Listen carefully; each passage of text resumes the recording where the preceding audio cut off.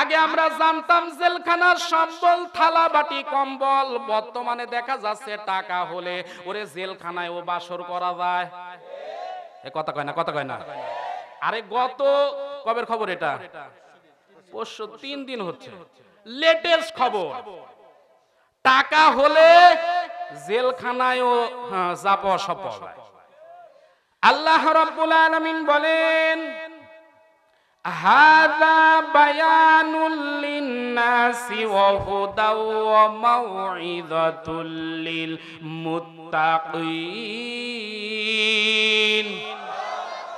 আল্লাহ রাব্বুল আলামিন পবিত্র কোরআনে কারিমা সূরা ইমরান 3 নাম্বার সূরা 4 নাম্বার পারার 138 নাম্বার আয়াতে কারিমার ভিতরে বলেন, হাযা বায়ানুল লিন-নাস, এটা একটা বক্তব্য, লিন-নাস মানুষের জন্য, ওয়া হুদাও এটা হেদায়েত দিবে, ওয়া মাউইযাতুন উপদেশ দিবে।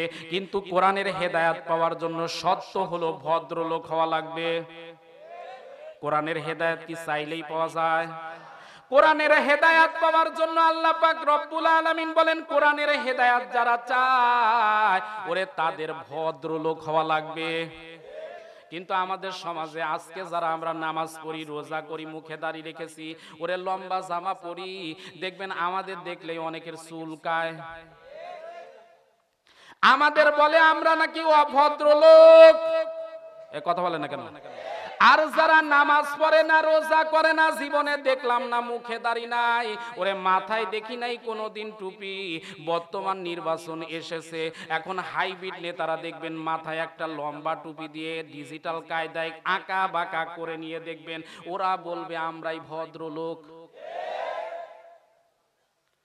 ডিজিটাল নেতা দেখবেন আসরের নামাজ এক জায়গায় যেয়ে পড়ে 4 বার। হাইব্রিড নেতার এবার অনুসারী ডাক দিয়ে বলে, কর্মী ডাক দিয়ে বলে, নেতা আসরের নামাজ যে আজকে 4 বার হলো, বলতেছে চুপ কর, বলিস না, 4 বার হয় তাতে কি ভোট দরকার? ভোট দরকার। এ কথা কন না, কে কথা কন না? না, এটা আমার এলাকার কথা বলতেছে, আমি আপনাদের এলাকার পাবনার কথা বলতেছি না। এ মুসলমানের সন্তানেরা একটু চিন্তা করা দরকার। মাথায় টুপি, দাড়ি, পাগড়ি সব কিছু দরকার আছে, কিন্তু দেখবেন এমন অবস্থা হয়েছে ও জিতার আশায় আল্লাহর বিধানটাকে তছনছ করে আলু ভর্তা বানায়। এটা কি নামাজ? এটা কি আল্লাহর বিধান? এটা কি ভদ্রতা? ভদ্রতা যাকে বলে সেই ভদ্রতা কিন্তু মোটেই নাই। এই পৃথিবীর জমিনের সবচাইতে অভদ্র হলো শয়তান। সবচাইতে অভদ্র কে? শয়তানকে আল্লাহ পাক রব্বুল আলামিন যেদিন জান্নাত থেকে বাহির করে দেয়, শয়তান ডাক দিয়ে বলে, আল্লাহ 6.5 লক্ষ বছর তোমার গোলামি করলাম, ইবাদত বন্দেগী করলাম, আমারে কিছুই কি দিবা না? আল্লাহ পাক রব্বুল আলামিন ডাক দিয়ে বলে, শয়তান 6.5 লক্ষ বছর আমার ইবাদত করেছিস, আজকে তুই আমার কাছে যা চাবি আমি আল্লাহ পাক তাই দিব। শয়তান সেদিন ডাক দিয়ে বলেছিল, আল্লাহ আমার 1 নাম্বার চাওয়া হলো আমার এই কিয়ামত পর্যন্ত হায়াত দেওয়া লাগবে। কিয়ামত পর্যন্ত কি? এখন বলতে পারেন হুজুর এই কথাটা মনে হয় দলিল ছাড়া বললেন। আমি আগেই বলেছি যা বলবো দলিল দিয়ে বলবো। আল্লাহ পাক রব্বুল আলামিন পবিত্র কোরআনে কারিমার মধ্যে বলেন, ক্বালা আনযিরনি ইলা ইয়াউমি ইবআসুন। আল্লাহ রাব্বুল আলামিন পবিত্র কোরআনে কারিমা সূরা আরাফ 7 নাম্বার সূরা 8 নাম্বার পারা 14 নাম্বার আয়াতে কারিমার ভিতরে বলেন, কিয়ামত পর্যন্ত সেদিন শয়তান হায়াত চেয়েছিল।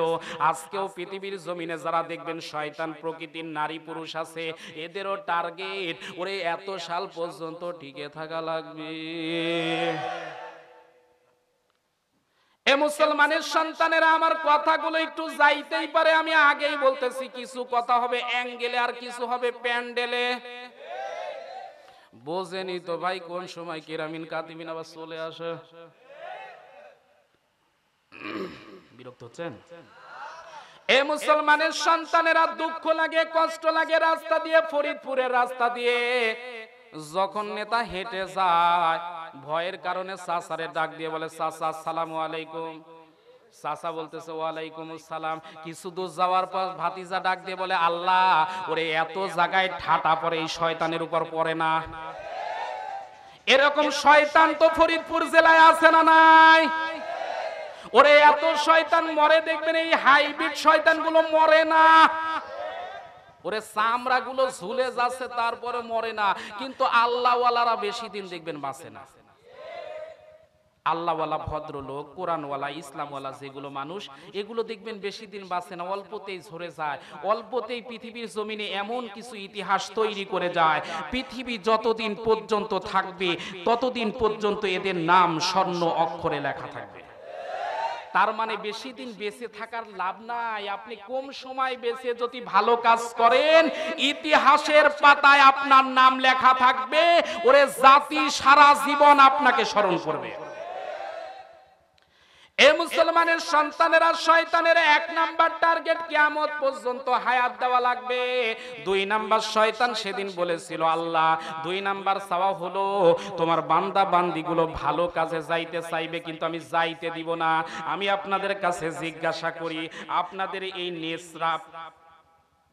নেসরাপাড়া যুব সমাজের যে মাহফিলটা হচ্ছে, এই এলাকায় শুধু কি এই কয়েকজন আরো লোক আছে? না, এইগুলোই আরো লোক আছে।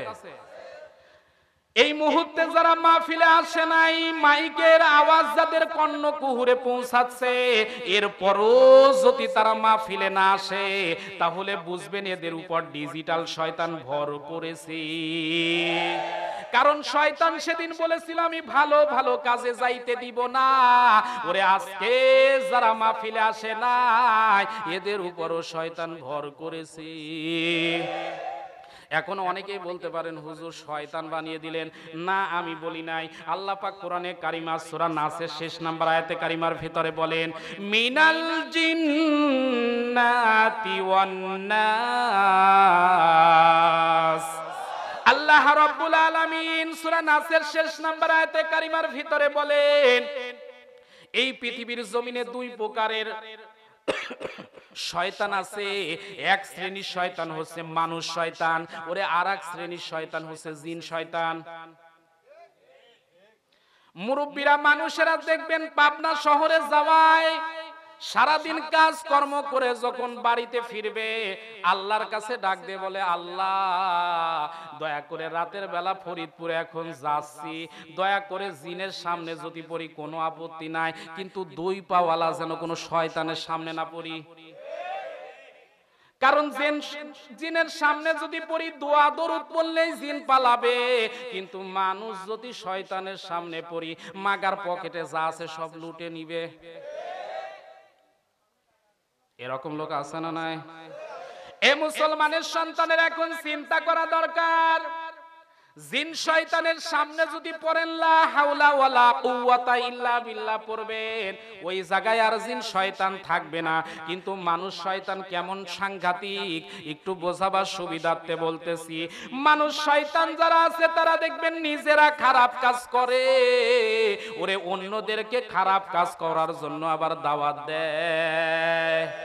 দেখবেন তাফসিরুল কোরআন মাহফিলগুলোতে দাওয়াত দিতে পারে না, ওরে যাত্রা, থিয়েটার, নবেন, নাটক, ওরে অশ্লীলতা, বেহায়াপনা, এমনকি পুতুল নাচের নামে নারীদের শরীরের কাপুল খুলে যেগুলো অনুষ্ঠান করা হয়, ওইগুলো অনুষ্ঠানে দেখবেন মাইকিং করা হয়। এরকম অনুষ্ঠান আছে না নাই? ওরে অনুষ্ঠান আছে মানে ওইগুলো অনুষ্ঠানে আবার দেখবেন সোনার ছেলেরা পাহারা দেয়। আর তাফসিরুল কোরআন মাহফিল যেখানে হয়, সেখানে ফেরেশতারা এসে ভেঙে দিয়ে যায়। কথা কয় না, কথা কয় না, কথা কয় না। না মানে যাত্রা, থিয়েটার ওপেনে চলতেছে, কোনো বাধা নাই। অশ্লীলতা, বেলাল্লাপনা সব চলতেছে, কোনো বাধা নাই। করোনা কোনো অসুবিধা নাই, ওরে সব চলে, কিন্তু তাফসিরুল মাহফিলের কোরআন চলে না। তার মানে এটা কোনো বিষয় না, এটা একটা ইস্যুতে পরিণত হয়েছে। আজকে যাত্রা চলে, গান চলে, থিয়েটার চলে, সব যদি চলে, তাফসিরুল কোরআন মাহফিলে বাধা কেন? ওরা বুঝতে পেরেছে এই তাফসিরুল কোরআনে কোনো গান গাওয়া হয় না, এই তাফসিরুল কোরআন মাহফিলে আল্লাহর সার্বভৌমত্ব প্রতিষ্ঠা করার আন্দোলন চলে। সুতরাং মুসলমানদেরকে বলি, বাঁচতে হলে বাঘের বাচ্চার মতো বাঁচবো, পাতি শিয়ালের মতো বাঁচতে চাই না। শয়তান সেদিন বলেছিল আমার 3 দফা দাবি। 3 নাম্বার শয়তান সেদিন বলেছিল আল্লাহ 3 নাম্বার দাবি হলো আমার টাকা চাই, পয়সা চাই, ক্ষমতা চাই। একটু কথাগুলো মিলাবেন ভাই, বাস্তবতার সাথে মিলে যাবে। শয়তান সেদিন বলেছিল আমার টাকা চাই, পয়সা চাই, ক্ষমতা চাই। আজও পৃথিবীর জমিনে যারা ইসলাম বিদ্বেষীরাও দেখবেন ওদেরও টার্গেট টাকা চাই, পয়সা চাই, ক্ষমতা চাই। ওরে সেটা বৈধ কায়দায় অথবা অবৈধ পন্থায়। এ মুসলমানের সন্তানের এখন একটু চিন্তা করেন, শয়তান ছিল অভদ্র। এই পৃথিবীর জমিনে যদি কোনো ভদ্র মানুষ থাকে বলেন তো তাদের কোনো কাজ আছে না নাই? আছে না নাই? আল্লাহ পাক রব্বুল আলামিন এই সকল ভদ্র মানুষদের সম্পর্কে আমার আল্লাহ একটা ওয়াজ করেন। আল্লাহ রব্বুল আলামিন বলেন الذين مكناهم في الأرض أقاموا الصلاة وآتاؤوا الزكاة وأمروا بالمعروف ونهوا عن المنكر ولله عاقبة الأمور। আল্লাহ রাব্বুল আলামিন পবিত্র কোরআনে কারিমা সূরা হজ 22 নাম্বার সূরা 17 নাম্বার পারার 41 নাম্বার আয়াতে কারিমার ভিতরে বলেন এই পৃথিবীর জমিনে যারা ভদ্রলোক হবে, এই পৃথিবীর জমিনে যদি যারা মুমিন তারা যদি পাওয়ার পায়, ক্ষমতা পায়, এরা 4 দফা কর্মসূচি বাস্তবায়ন করবে। 1 নাম্বার তারা নামাজ প্রতিষ্ঠার কাজ করবে। এখন বলেন তো নামাজ পড়া দরকার আছে না নাই? আমাদের সমাজে আমরা প্রত্যেকে কি নামাজ পড়ি? এখনই যদি বলি কে কে এশারের নামাজ পড়েছেন একটু হাত তোলেন তো, ও আল্লাহ দেখবেন অনেকের হাতে প্যারালাইসিস হয়ে যাবে। ওরে বাবা, এমন অবস্থা শীতের কারণে বাবা নামাজে যায়, সন্তান পাশেই ঘুমিয়ে আছে, বাবা আবার দেখবেন লেপ কম্বল সন্তানের উপর ভালো করে চাপিয়ে দেয়, বাবা তুই ঘুমা। এরকম বাবা আছে না নাই? ও নিজে নামাজে যাচ্ছে, সন্তানকে ডেকে মসজিদে নিয়ে যাওয়ার কথা, কিন্তু ও আরো লেপ কম্বল চেপে দিয়ে বলতেছে বাবা তুই ঘুমা। ওর কলিতে আল্লাহর ভয় আছে? আল্লাহর ভয় আছে? আল্লাহর ভয় থাকলে সন্তানকে নিয়ে মসজিদে যাওয়ার কথা ছিল। এই মুসলমানের সন্তানের এখন চিন্তা করা দরকার। নামাজ আল্লাহ পাক রব্বুল আলামিন বলেছেন মুমিন বান্দারা যদি পাওয়ার পায় তারা নামাজ প্রতিষ্ঠার কাজ করবে। বলেন তো 5 ওয়াক্ত নামাজ পড়া দরকার আছে না নাই? এই মুসলমানের সন্তানের এখন চিন্তা করা দরকার, আজকের মাহফিলটা যেহেতু মসজিদ কেন্দ্রিক মাহফিল, বলেন তো 5 ওয়াক্ত নামাজ মসজিদে এসে পড়া দরকার আছে না নাই? কয়েকদিন আগে আমারে একজন বলতেছে হুজুর আমাদের মসজিদ দোতলা করা লাগবে, একটু ওয়াজের শেষে কালেকশন করবেন। আমি বললাম দোতলা তো মসজিদ করবেন, ঠিক আছে আমি চেষ্টা করব। মসজিদে কি খুব লোক বেশি হয়? বলে হ্যাঁ খুব বেশি হয়। আমি বললাম ফজর আর এশার খবর কি? বলে হুজুর এক কাতার। কথা কয় না, কথা কয় না, কথা কয় না। দোতলা মসজিদ করার জন্য বলতেছে হুজুর কালেকশন করবেন, আর খবর নিছি ফজর আর এশার খবর কি? বলতেছে হুজুর এক কাতার। মসজিদের তাহলে অবস্থা ভালো না খারাপ? ওরে এক সময় মসজিদ গুলো ছিল কাঁচা, মুসল্লি গুলো ছিল পাকা। বর্তমানে মসজিদ গুলো পাকা, মসজিদের মুসল্লি কাঁচা। আমার ছোট্ট অভিজ্ঞতা থেকে বলতেছি, মুরব্বীরা যারা আছেন একটু কথাগুলো মিলান। এক সময় মসজিদের দেখবেন টাইলস ছিল না, মসজিদে এসি ছিল না, এমনকি মসজিদে ফ্যানও অনেক মসজিদে ছিল না। 24 ঘন্টা মসজিদের দরজাগুলো ছিল খোলা, আর ডাক্তারখানার দরজা ছিল বন্ধ। বর্তমানে মসজিদ হয়েছে তালাবদ্ধ, আর 24 ঘন্টা হাসপাতাল ক্লিনিকের দরজা খোলা। মসজিদ যেদিন থেকে তালাবদ্ধ হয়েছে সেদিন থেকে গজব স্বরূপ ক্লিনিক হাসপাতালের দরজা 24 ঘন্টার জন্য খোলা। ওরে হাসপাতাল ক্লিনিকের অবস্থা আরো মারাত্মক। অ্যাম্বুলেন্সের শব্দ শুনলেই দোলা ভাইরা কাটাকুটের জন্য আগে রেডি। কথা কয় না, কথা কয় না। আগে রুগী যাক, রুগীকে পর্যবেক্ষণ করেন, দেখেন রুগীর কি অবস্থা, তারপরে যেটা করা লাগে সেটা করবেন। ওরে যদি অ্যাম্বুলেন্সের শব্দ পায় ও চিন্তা করে আগে আসুক, আগে কাটবো। কথা কয় না, কারণ ও জানে কাটলেই মাগার টাকার অভাব নাই। আর যদি ওষুধ লেখা লাগে তাহলে তো সুবিধা করা যাবে না।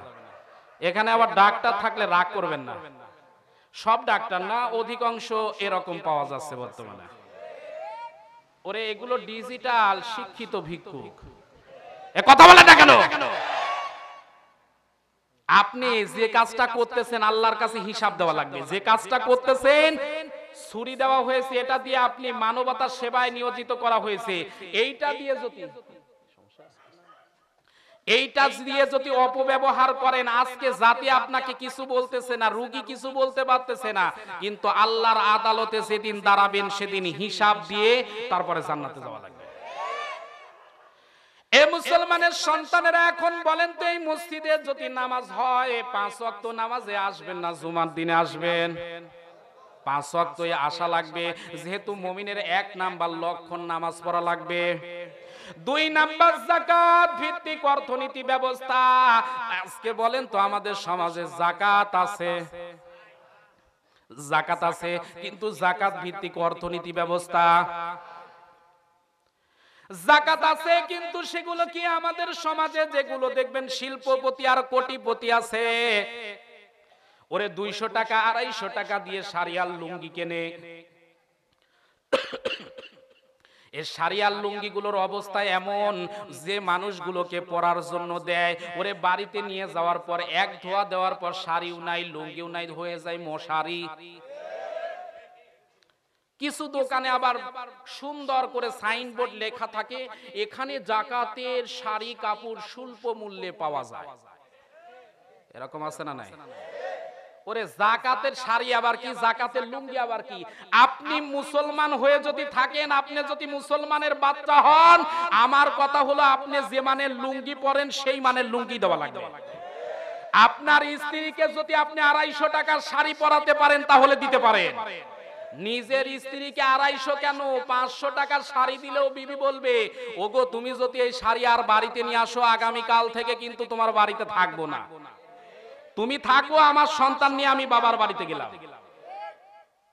ও নিজের স্ত্রীকে আপনি 250 কেন, 500 কেন, 1000ও দিতে পারেন না। 2060 টাকা ছাড়া আপনার স্ত্রী খুশি হয় না। আর আপনি যে মানুষগুলোকে শাড়ি দিচ্ছেন, আপনি কি ভিক্ষা দিচ্ছেন নাকি? কথা বলেন না কেন? আপনার অর্থের ভিতরে গরিবের হক আছে, সেটা আপনি আদায় করতেছেন, এখানে আপনার কেন কৃপণতা? আমি তো এটা বুঝি না। এ মুসলমানের সন্তানেরা, এই 2টা বিষয়ের ওয়াজ দেখবেন বেশিরভাগ বক্তাই করে, কিন্তু 3 নাম্বার আর 4 নাম্বারের ওয়াজ বর্তমানে খুঁজে পাওয়া মুশকিল। কথা বলেন না কেন? কারণ নামাজের ওয়াজ করলে কেউ রাগ করে না, যাকাতের ওয়াজ করলে কেউ রাগ করে না, কিন্তু সৎ কাজের আদেশ, অসৎ কাজের ওয়াজ করলেই বাধা আসে। এখন সৎ কাজের আদেশ আর অসৎ কাজের নিষেধ করা দরকার আছে না নাই? কিন্তু এটা কি সহজ না কঠিন? এ মুসলমানের সন্তানেরা, কথাগুলো একটু বুঝবেন। আল্লাহ নবী বলেছেন, এই পৃথিবীর জমিনে যার সম্মান যত বেশি, ওরে তার দেখবেন ঝুঁকিও বেশি।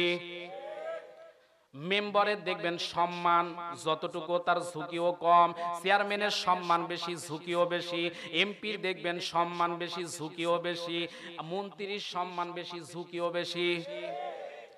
একটা লোক মনে করেন আপনাদের এই ফরিদপুর এলাকা দিয়ে সাইকেল চালিয়ে যায়, বলেন তো সাইকেলওয়ালা যদি বেকায়দা দেখে, ও চিন্তা করবে রাস্তায় বেকায়দা, ওরে ট্রাক যেভাবে আসতেছে আমি মারাও যাইতে পারি, ও দেখবেন এক জায়গায় দাঁড়িয়ে পা নামিয়ে দিয়ে দাঁড়িয়ে থাকে।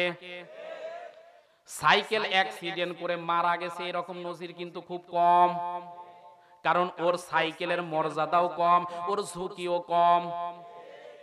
আর একটা মানুষ মনে করেন প্রাইভেট কারে চড়ে যদি আপনাদের এই ফরিদপুরে আসে, দেখবেন অনেকেই বলবে ভাই আপনি আগে চেয়ারে বসেন, অনেকেই বলবে ভাই চা খান, বিস্কুট খান। তার মানে গাড়ি দেখে অনেকেরই মাথা খারাপ, তার মানে ওর দামও বেশি, ঝুঁকিও। এ কথা বলেন। প্রাইভেট কার যদি অ্যাক্সিডেন্ট হয় তাহলে মরার সম্ভাবনা আছে না নাই? তার মানে ওর দামও বেশি, ঝুঁকিও বেশি। আর একজন ব্যক্তি মনে করেন হেলিকপ্টার নিয়ে আসা যাওয়া করে। এখন বলেন তো হেলিকপ্টার নিয়ে যদি এই ফরিদপুরে নামে, ওরে 200-500 জন লোক নয়, দেখবেন অন্য থানা থেকে আরো কিছু মা বোন পুরুষ দেখার জন্য আসে। এই হেলিকপ্টার যদি আকাশের ভিতরে একটা বার দুর্ঘটনা ঘটে, ওরে লাশ পাওয়া তো দূরের কথা, ওর শরীরের অঙ্গ প্রত্যঙ্গ খুঁজে পাওয়া যাবে না। তার মানে সম্মানও বেশি, ঝুঁকিও। এ মুসলমানের সন্তানেরা বুঝে থাকলে এবার বলুন তো, আল্লাহ পাক রব্বুল আলামিন আমাদের একটা মর্যাদা সম্মান দিয়েছেন। আমরা হচ্ছি আশরাফুল মাখলুকাত। আমরা কি? আমার মনে হয় বিরক্ত হচ্ছেন। আমাদের সম্মান কম না বেশি? আল্লাহ পাক রব্বুল আলামিন বলেন, কুনতুম খায়রা উম্মাতিন উখরিজাত লিন-নাস তা'মুরুনা বিল মা'রুফি ওয়া তানহাউনা আনিল মুনকার ওয়া তু'মিনুনা বিল্লাহ। আল্লাহ রাব্বুল আলামিন পবিত্র কোরআনে কারিমা সূরা ইমরান 3 নাম্বার সূরা 4 নাম্বার পারার 110 নাম্বার আয়াতে কারিমার ভিতরে বলেন, তোমরাই হচ্ছে সর্বশ্রেষ্ঠ জাতি, তোমাদেরকে বাহির করা হয়েছে মানব কল্যাণের জন্য। তোমাদের 1 নাম্বার কর্মসূচি আমি আল্লাহ দিলাম সৎ কাজের আদেশ। কথা বলে না কেন? 1 নাম্বার কাজ কি? সৎ কাজের আদেশ। 2 নাম্বার কর্মসূচি হলো অন্যায় কাজে নিষেধ। এ মুসলমানের সন্তানেরা, আমি আগেই বলেছি, এখানে যে লাইট গুলো জ্বলতেছে, আরো সহজ ভাষায় বলতেছি একটু বোঝেন। এই লাইট গুলো জ্বালানোর জন্য দেখবেন একটা তার নেগেটিভ আর একটা পজিটিভ আছে। দুইটাই যদি পজিটিভ হয় লাইট জ্বলবে, দুইটাই যদি নেগেটিভ হয় লাইট জ্বলবে। তারপরে নেগেটিভ আর পজিটিভ না হলে লাইট জ্বলবে। এ মুসলমানের সন্তানেরা, এই পৃথিবীর জমিন থেকে যদি অশান্তি দূর করা লাগে, এই পৃথিবীর জমিন থেকে যদি দুর্নীতি দূর করা লাগে, এই পৃথিবীর জমিন থেকে যদি টেন্ডারবাজি দূর করা লাগে, এই সমাজ থেকে যদি হামলা মামলা দূর করা লাগে, এই পৃথিবীর জমিন থেকে যদি জিনা ব্যভিচার দূর করা লাগে, তাহলে সৎ কাজের আদেশ অসৎ কাজের নিষেধ করা দরকার আছে না নাই? আজকে আমাদের সমাজের অনেক হাজী সাহেব আছে, ওরে নামাজ পড়ে রোজা করে, কিন্তু সৎ কাজের আদেশ দেখলে ওর মাথা খারাপ হয়ে যায়। রাস্তার মোড়ের মধ্যে বসে যুবকেরা ইয়াবা খায়, কথা কয় না, ইয়াবা খাওয়া যুবক আছে না নাই? চাচা যদি গিয়ে বলে, ভাতিজা তুই এই রাস্তার মোড়ে যদি আর একদিন যদি গাঁজা খাস, ইয়াবা খাস, তোর চাপার দাঁত আমি খুলে নিব, ওই যুবক আগামীকাল ভয় আর ওখানেই বসবে না। কিন্তু চাচা চিন্তা করে, ওর বাপের টাকা দিয়ে ও খায়, আমি বলতে যে দোষারোপ নেব কেন? যার কারণে যুবকেরা, গতকালকে একজন ছিল, আজকে 3 জন, তারপরে আগামী সপ্তাহে ওখানে দেখবেন বাজার বসাবে। আজকে সমাজের অবস্থা, অসৎ কাজের নিষেধ না করার কারণে যত বাধা আসা শুরু হয়েছে। এ কথা বলে না কেন? এ মুসলমানের সন্তানেরা, বুঝে থাকলে একটু আমার কথাগুলো হৃদয়ের কান দিয়ে শোনেন। নামাজ যেমন পড়বেন এটা যেমন আপনার দায়িত্ব, রোজা যেমন করবেন এটা আপনার যেমন দায়িত্ব, ঠিক সৎ কাজের আদেশ অসৎ কাজের নিষেধ এটা করাও মুমিনের দায়িত্ব। আল্লাহর নবীর সাহাবী, আল্লাহ নবী সাহাবীদের সম্পর্কে ডাক দিয়ে বলে, ও সাহাবীরা, জিবরাইল আমিনকে উদ্দেশ্য করে আল্লাহ পাক রব্বুল আলামিন একদিন ডাক দিয়ে বললেন, জিবরাইল অমুক এলাকার ভিতরে যাও, যাওয়ার পর ওই এলাকার লোকদেরকে সহ ওই এলাকাটাকে উল্টায় দিবা। জিবরাইল আমিন ফেরেশতা আসলো, আসার পর দেখতেছে যে এলাকার ভিতরে এসেছি, ওই এলাকার ভিতরে নামার পর দেখতেছে একজন আল্লাহর বান্দা মসজিদের ভিতরে দাঁড়িয়ে দাঁড়িয়ে নামাজ পড়ে, নামাজের ফাঁকে ফাঁকে জিকির করে, নামাজের ফাঁকে ফাঁকে তাসবিহ তাহলিল পড়ে। আল্লাহর ফেরেশতা জিবরাইল জিবরাইল আমিন চিন্তা করে আল্লাহ পাক রব্বুল আলামিন আমারে কোথায় পাঠাইলো। আল্লাহ পাক বললেন এই এলাকাটাকে ধ্বংস করে দেওয়া লাগবে, উল্টা করে দেওয়া লাগবে। আমি যদি জমিনটাকে উল্টা করে দেই তাহলে আল্লাহর এই প্রিয় বান্দাও তো মারা যাবে। কিন্তু আল্লাহ পাক তোর এরে বাঁচাতে বলল না, ব্যাপারটা কি? আল্লাহ পাক রব্বুল আলামিনকে ডাক দিয়ে বলে মালিক তোমার এমন একটা বান্দা পেয়েছি যে বান্দার জীবনে দেখলাম নামাজ কাজা নাই, রোজা কাজা নাই, যাকাতের অভাব নাই, ওরে সব সময় ভালো কাজ করে, জিকির আজগার করে, ওই বান্দা এখনো নামাজে আছে, কেন মারবো? আল্লাহ পাক রব্বুল আলামিন ডাক দিয়ে বলে জিবরাইল ওই বান্দার উপর আগে জমিন উল্টো করে আগে ফেলো। জিবরাইল আমিন ডাক দিয়ে বলে আল্লাহ কেমন বিষয় বুঝলাম না, এত ভালো বান্দা কেন তারে মারা লাগবে? আল্লাহ পাক রব্বুল আলামিন ডাক দিয়ে বলে জিবরাইল আমি নামাজ পড়ে এটা যেমন ভালো কাজ, রোজা করে এটা যেমন ভালো কাজ, এই সমাজের ভিতরে অশান্তির আগুন দাউ দাউ করে জ্বলে, এই সমাজের ভিতরে কোরআন ওয়ালাদেরকে মারা হয়, ইসলাম পন্থীদেরকে বিদায় করে দেওয়া হয়, কোরআনের হাফেজদেরকে বিদায় করে দেওয়া হয়, তাফসিরুল কোরআনের মাহফিলের বন্ধ করে দেওয়া হয়। এরপরও যদি ওই নামাজির যদি কলিজার মধ্যে আগুন না জ্বলে, ওই রকম মুসলমান বেঁচে থাকার চাইতে ওই জাতিকে ধ্বংস করে দিয়ে নতুন জাতিকে আমি ওই জমিনের ভিতরে নাজিল করতে চাই। এ মুসলমানের সন্তানেরা এখন বলেন তো সৎ কাজের আদেশ অসৎ কাজের নিষেধ করা দরকার আছে না নাই? আপনারা মনে হয় বিরক্ত হচ্ছেন ভাই, রাগ করতেছেন। আপনাদের আমি একটা লেটেস্ট একটা তথ্য দেই, যদি একটু ধৈর্য নেন তাহলে আমি একটা ডিজিটাল সূরা শোনাবো। কি না এখন না, আলোচনার শেষের দিকে ডিজিটাল কি একটা সূরা শোনাবো, যেটা ইমামতি মাসাবার জন্য। বর্তমানে ইমামতি করা কিন্তু মারাত্মক একটা বিপদ, এজন্য একটা ডিজিটাল সূরা শোনাবো। আপনারা কি একটু থাকবেন না চলে যাবেন?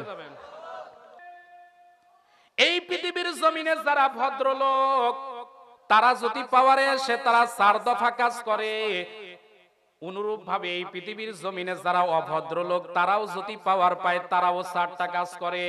1 নাম্বার কর্মসূচি সম্পর্কে আল্লাহ পাক তাদের 4টা কর্মসূচি সম্পর্কে বলেন, ক্বালাত ইন্নাল মুলুকা ইযা দাখালু ক্বরিয়াতান আফসাদুহা ওয়া জাআলু আইসাতা আহলিহা আযিল্লা ওয়া কাযালিকা ইয়াফআলুন। আল্লাহ রাব্বুল আলামিন পবিত্র কোরআনে কারিমার সূরা নমল 16 নাম্বার সূরা 19 নাম্বার পারার 34 নাম্বার আয়াতে কারিমার ভিতরে আল্লাহ পাক রব্বুল আলামিন বলেন, এই পৃথিবীর জমিনে যদি কোনো জালেম কোনো অভদ্র লোক যদি পাওয়ার পায় তারা 4 দফা কাজ করবে। 1 নাম্বার কাজ হলো ওরে তারা ক্ষমতায় আসার আগে যেগুলো ওয়াদা করবে একটাও পালন করবে না। পাওয়ারে আসার আগে দেখবেন ওয়াদা করে আমি যদি পাওয়ারে আসি তাহলে বাড়ি বাড়ি কল বসিয়ে দিব, আমরা যদি পাওয়ারে আসি আগামীতে নদী কেটে ওর উপর ব্রিজ বানিয়ে দিব। হাইব্রিড নেতার কর্মী ডাক দিয়ে বলে স্যার আমাদের এলাকায় তো নদীই নাই, আপনি কি করবেন? বলে ওরে বেটা বেয়াদব তুই চুপ করে থাক, দরকার হলে নদী কেটে তারপর। কথা কয় না, কথা কয় না, কথা কয় না। এরকম আছে না নাই? 1 নাম্বার কর্মসূচি হলো তারা পাওয়ারে আসার আগে যেগুলো বলবে একটাও পালন করবে না। 2 নাম্বার সমাজ রাষ্ট্রের ভিতরে যারা সম্মানিত মেহমান এদেরকে লাঞ্ছিত করা হবে, অপমানিত করা হবে। বর্তমানে যারা আল্লাহওয়ালা ভদ্র লোকেরা দেখবেন বর্তমানে বিপদে, আর যারা অভদ্র চোর ডাকাত লুচ্চা বদমাইশ আছে এরা দেখবেন জামই আদরে যাইতেছে। ওরে আগে আমরা জানতাম জেলখানার সম্বল থালা বাটি কম্বল, কথা কন না কেন? আগে আমরা জানতাম জেলখানার সম্বল থালা বাটি কম্বল, বর্তমানে দেখা যাচ্ছে টাকা হলে ওরে জেলখানায় ও বাসর করা যায়। কথা কয় না, কথা কয় না। আরে গত কবের খবর এটা? পরশু 3 দিন হচ্ছে লেটেস্ট খবর। টাকা হলে জেলখানায়ও যাবো সফল। এ মুসলমানের সন্তানেরা দুঃখ রাখার জায়গা নাই। আজকে আল্লাহওয়ালারা বিপদে, আর চোর ডাকাত বদমাইশ যারা আছে এরা জামায়া ধরে খাচ্ছে। কি কথা বলতেছেন কেন? সমস্যা? বিরক্ত হচ্ছেন? এ মুসলমানের সন্তানেরা একটু ধৈর্য নিয়ে হৃদয়ের কান দিয়ে আমার কথাগুলো শোনেন। আমি আগেই বলেছি এতক্ষণ পরিবেশটা তৈরি করলাম, এখন যত যাবে ইনশাআল্লাহ ভালো লাগবে।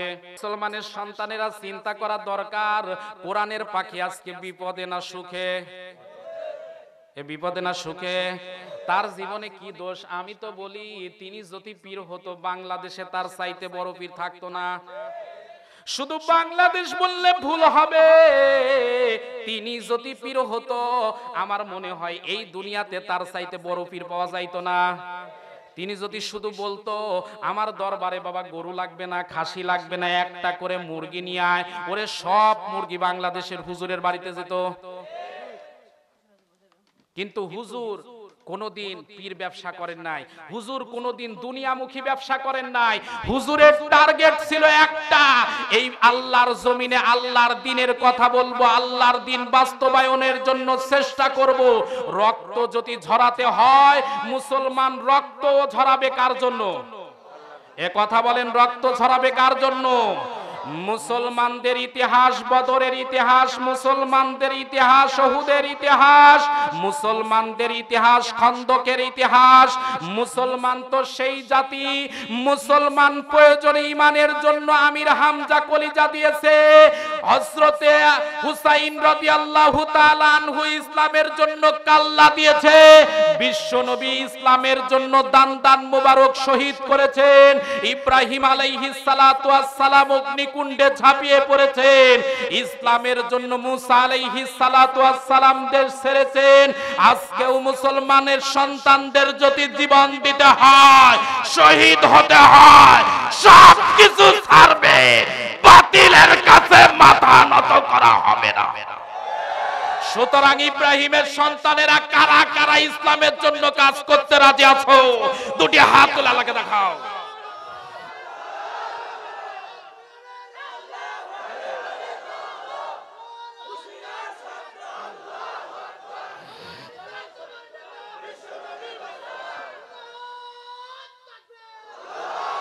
আল্লাহ পাক প্রত্যেককে কবুল করে নিক, জোরে বলুন আমিন।